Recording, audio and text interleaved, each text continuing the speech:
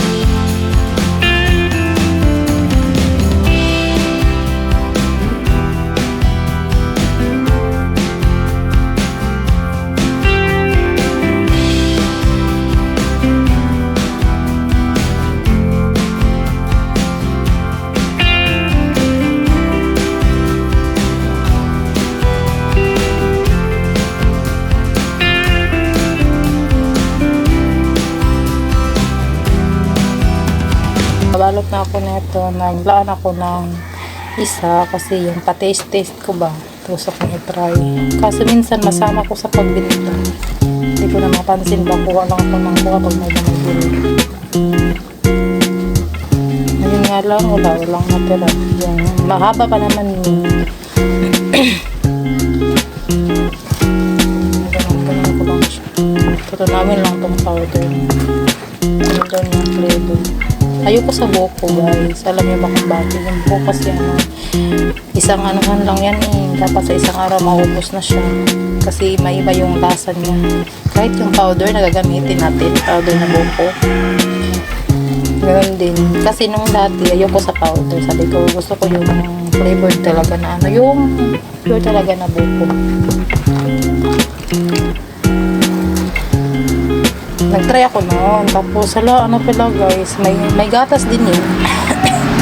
Tapos, kasi pure talaga na buko. May mga, may mga buko strips na nilagay ko. Yung laman talaga na.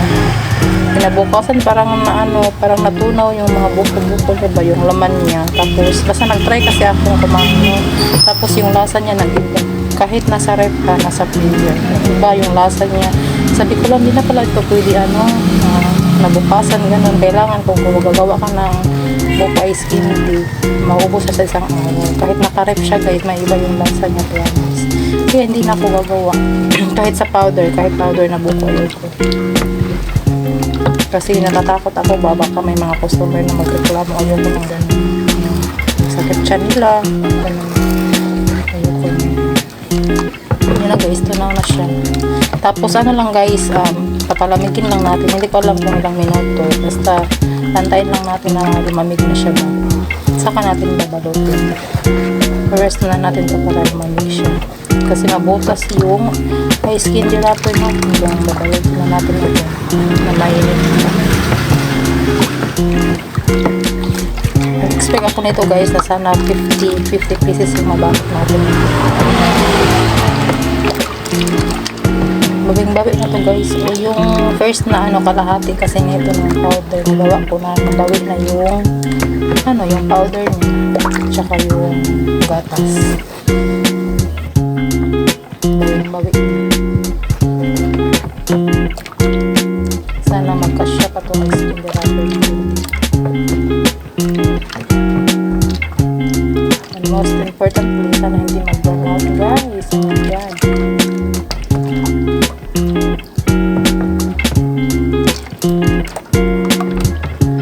Yan na guys, okay na siya guys. Ready na siya for balot. Pero sa ngayon kasi mainit pa siya. I-rest na natin siya.